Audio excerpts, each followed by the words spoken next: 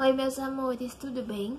Bom, na aula de hoje nós vamos falar sobre la lección 2, que começa na página 20, e nós vamos falar sobre en el hotel. O que nós vamos falar, gente? Sim, gente, a gente vai falar sobre o hotel. Então, assim, no nosso primeiro capítulo, na primeira unidade, nós estávamos falando sobre as viagens, sobre a viagem que a família ia fazer para Madrid, certo? Então agora, né, a família chegou já em Madrid e agora está no hotel e nós vamos aprender sobre as coisas que acontecem no hotel e sobre o verbo conocer, que seria o nosso verbo conhecer em português. Então vamos lá. Nós já sabemos que sempre no começo da nossa unidade nova, tem algumas historinhas que resumem basicamente o que a gente vai ver naquele capítulo. E neste capítulo não é diferente. Nós temos aí uma história e também temos o nome das coisas e dos lugares em espanhol que fazem parte de um hotel. Então, como que eu vou fazer? Vou ler primeiro para vocês o nome dos lugares e depois vou ler a história que está escrito e, por fim, nós vamos falar sobre o verbo conhecer em espanhol, certo? Então, vamos lá. O nome de cada coisinha está escrito nesses quadradinhos, retângulos azuis que estão aqui na apostila de vocês, certo? Então, vamos falar. Professora, como que eu falo elevador em espanhol? Ah, filho, você vai falar el ascensor. Eu não sei se vocês sabem disso, mas, por exemplo, quando a gente vai num consultório médico e tem elevador para vocês subirem até o consultório médico, existe uma pessoa normalmente que trabalha dentro desse elevador que se chama ascensorista, certo? E se a gente parar para pensar, na verdade não faz sentido, porque a pessoa trabalha num elevador. Mas, se a gente parar para pensar com a palavra em espanhol, ela faz muito sentido. Porque em espanhol, elevador é el ascensor. E por isso, el ascensorista, quem trabalha dentro do elevador, colocando e informando para vocês qual o andar que vocês precisam ir para estar, por exemplo, no consultório do médico que vocês vão, ou na loja que vocês querem ir no shopping e vocês não sabem qual andar que fica, e essas coisas do tipo, tá bom? Então vamos lá. Aquela pessoa, quando a gente chega no hotel e que pega a nossa mala para levar para o nosso quarto, se chama el maletero, justamente porque ele está levando a nossa mala, certo? E a pessoa que nos recepciona, que a gente vê em todos os lugares públicos, na verdade, que a gente vai, por exemplo, na escola mesmo a gente tem, se chama la recepcionista. Igual em português, só muda a pronúncia, tá bom? Agora eu vou ler pra vocês a história e depois nós vamos falar sobre o verbo conhecer, tá bom? Então vamos lá. Manu, mira como es lindo este hotel. Sí, Nico, me encantó. Buenas tardes, señor García. Não, errei. Desculpa, gente. Buenas tardes. Mi nombre es Miguel García y esta es mi familia. Tengo una reserva en mi nombre. Buenas tardes, señor García. Su habitación es la 202 en el piso 20, con vista hacia la Plaza de España. Deseamos a todos una excelente estadía. El maletero lo ayudará con el equipaje. Muchas gracias. Mañana iremos a conocer el Museo del Prado y algunos puntos turísticos de Madrid. Maletero, por favor. Sí, señor. ¿En qué puedo ayudarle? ¿Puedo utilizar el ascensor? Claro, voy a ayudarle con el equipaje. Então, assim, aqui embaixo tem algumas perguntinhas chaves para quando a gente vai para um hotel e a gente tem dúvidas sobre algumas coisas. Sei lá, onde vocês podem jantar ou onde fica a praça tal, que nem a recepcionista disse pra ele, que o quarto do hotel deles é de frente à Praça da Espanha, certo? A praça se chama assim, Praça da Espanha. E aí, ali já é um ponto turístico. Então, vamos lá. Ele diz assim, vamos a charlar. ¿Dónde podemos cenar? Este es el comedor. Que grande es el comedor. Então, ele fala que assim, onde nós podemos jantar? Aí, a pessoa mostra que aquele seria o restaurante ou o refeitório. Vamos dizer assim, que nem vocês têm na escola, né? Que vocês têm o refeitório de vocês. E aí, como ele vê que o refeitório é muito grande, ela fala, que grande é esse comedor, porque o lugar é realmente muito grande.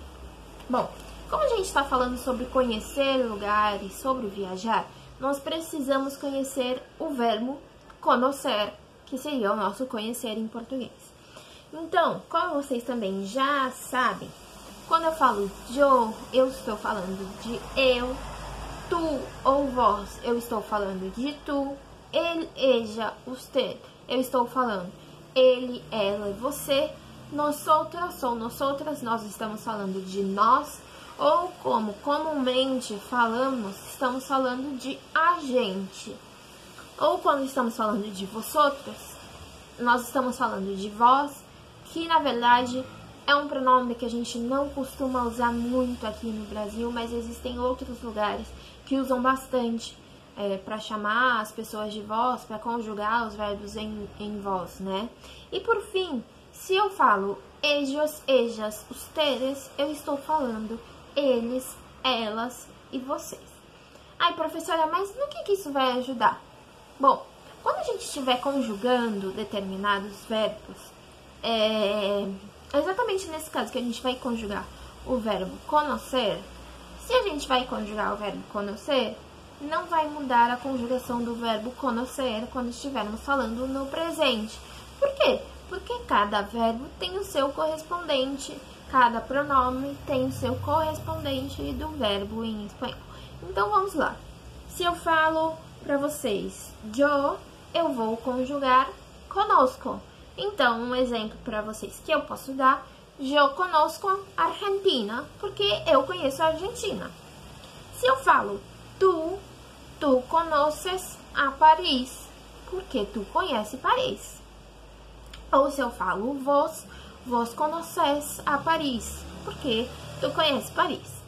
Se eu falo usted conoce Espanha, eu estou dizendo que você conhece a Espanha. Agora, se eu estou dizendo nosotras conhecemos a França, eu estou dizendo que nós conhecemos a França. Ou, como a gente usa bastante o pronome a gente conhece a França. Ou se eu falo ellos conhecem a África, eu estou dizendo que eles conhecem a África, certo? Então, assim, vocês vão fazer os exercícios aí dessa unidade. Parece bastante coisa, mas não é. Vou deixar o PowerPoint com a explicação dos exercícios e com as resoluções dos exercícios para quem tiver dúvida. E quem continuar com dúvida, pede para o papai ou para a mamãe, ou vocês mesmos, mandem mensagem para a Nanda, que aí ela entra em contato comigo e eu entro em contato com vocês para tirar dúvida referente aos exercícios. Mas assim, os exercícios basicamente vão falar sobre esse diálogo que a gente leu agora, sobre essa história, e são questões de interpretação de texto. Na página 27, que é o único exercício que eu achei assim realmente legal de falar sobre vocês, porque vocês podem ficar com dúvida, é o exercício número 3 da página 27, que está escrito assim: completem la tabla com pontos turísticos de tu país. Então, assim, nós temos uma tabela, e nessa tabela nós temos escrito pontos turísticos, Espanha e Brasil. Ai, professora, mas o que eu preciso fazer? Bom, você precisa completar a tabela que faz parte do Brasil com os pontos turísticos que está pedindo aí. Então, por exemplo, um hotel. Bom, um hotel famoso que a gente tem é o Copacabana Palace, que fica no Rio de Janeiro. Uma praça. Bom, uma praça famosa tem, por exemplo, aqui em Santos, a gente tem a Praça da Igreja da Aparecida, que se você falar, eu moro perto da Praça da Igreja da Aparecida, as pessoas já sabem onde você mora, perto de onde você mora, certo? Um museu, nós podemos colocar, por exemplo, eu colocaria um MASP, que é um museu que fica em São Paulo. Mas também tem o Museu de Arte Sacra em São Paulo. Tem também aqui em Santos, ali no Valongo, o Museu da Arte Sacra também. Então, assim, tem bastante museu. Tem o Museu do Amanhã, no Rio de Janeiro. Tem vários museus que vocês podem colocar aí de exemplo. Um restaurante.